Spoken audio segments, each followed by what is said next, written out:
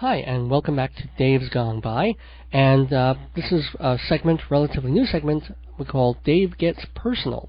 Haven't done very much of that so far, where it's been a lot of comedy and political and news talk. But I guess the listeners should know a bit more about me and where I come from. So one way of doing that is getting to know some of the people in my life and my friends and people I know. And this is a fella I've known for a bunch of years. His name is JP. And I want to welcome him to GBB. Hello, JP. Oh, good evening. Well, thank you very much. It happens to be the middle of the afternoon when we're taping this, but the public doesn't have to know that. Thank you. Well done. Anyway, I've known JP is actually a friend of a friend initially. Why don't you say how first the connection was made? Oh yeah, our mutual buddy Scott. I happened to see Scott one night in my synagogue, and back in probably I'd say the late 1970s, and we were. I had seen that he was wearing a jean jacket with the Andy Warhol's banana painted on the back, and that was the back cover of the first Velvet Underground album. And I asked him. I was kind of surprised that a guy in high school back then would be wearing it. So we got to be talking, and lo and behold, we got to be friends. And then I met this character over here. That's me, yeah. And it's been fun to know. I've actually known you better over the past couple of years than I did in the way back of the late 70s. And one of the things that interests me most about you is just the wild and crazy career path that you've had since I've known you. Some of the things that you can talk about include... Well, I was trained to wash dishes and pots by the best Bowery bums in the business. Oh, this is interesting. How did that come about, actually? Well, I used to work for this catering hall, and back then when the Bowery was still mostly alkies, we'd round them up. There'd be these employment agencies, and you round up the alkies, and it was good because you got the alkies would come down from the Bowery, and they'd get hot meals, and they'd get a cot.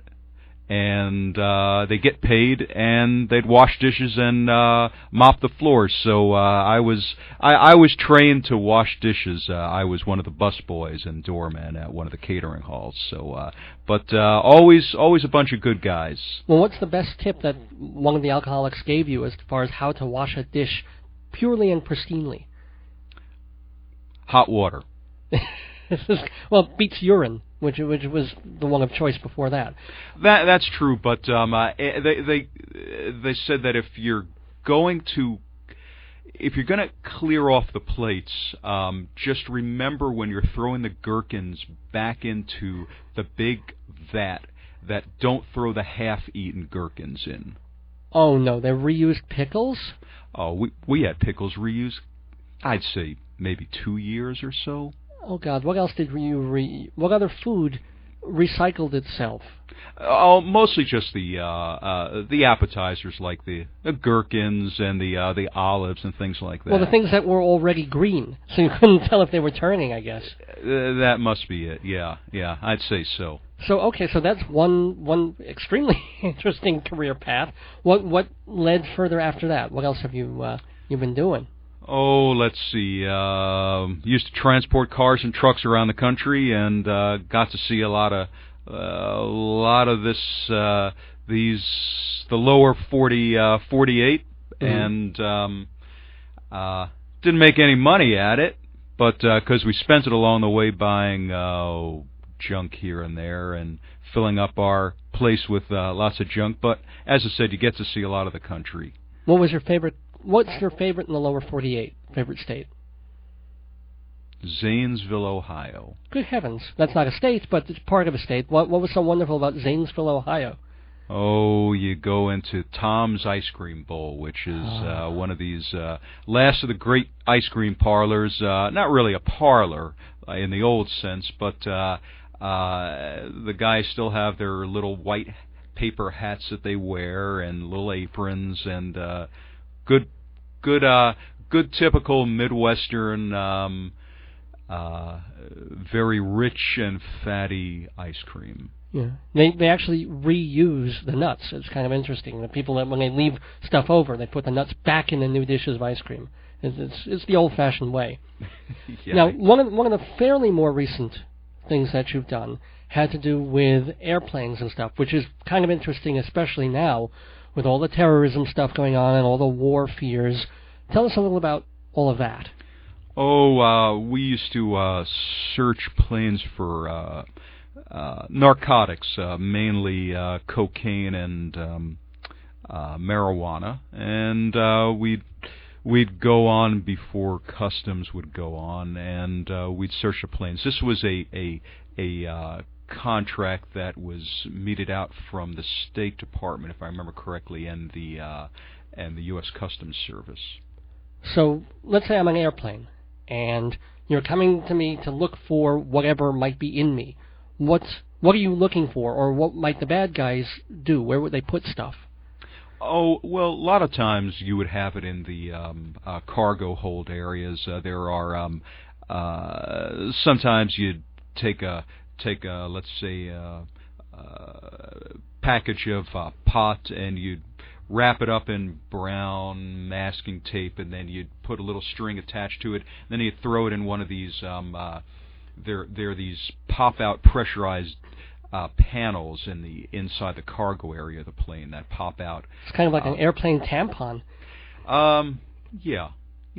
And then you'd take your little flashlight and look up, and you'd see, lo and behold, this string hanging down with this masking tape and package of whatever, some kind of narcotic. Then also you'd find them in the a lot of times you'd find them stuck up somewhere in the bathroom, sometimes underneath the floors of the airplane, and then sometimes in the where the black box, which is actually red. Occasionally you'd find it in the tail area. But again, it wouldn't be passengers necessarily on that plane bringing it in. No, that would be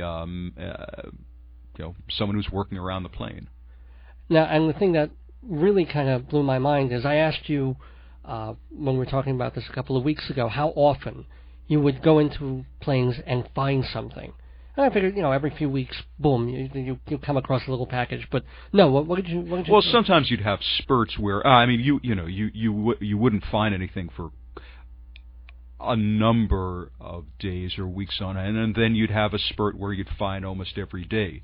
And but sometimes you don't really know whether the plane had traveled X amount of times backwards and forwards from wherever it was, and they were just waiting for the perfect opportunity to then pull the stuff off of the plane. But you could find we would find pretty frequently at certain points. And did you ever have to appear in court and say, I found this, or no, you were out of the process at that point? No, that's dealt with the Customs Service and whoever was dealing with that, the DEA. And did you ever use dogs in the search and stuff? Did you have to work with? No, the dogs, those were the domain of the customs agents, and no. No dogs for us. Okay. Well, I want to thank JP for joining me here and just giving me, believe it or not, just a little taste of what his career has been so far. And again, thank you so much for coming into GBB, and hope you can come back because it was definitely fun chatting. Thank you.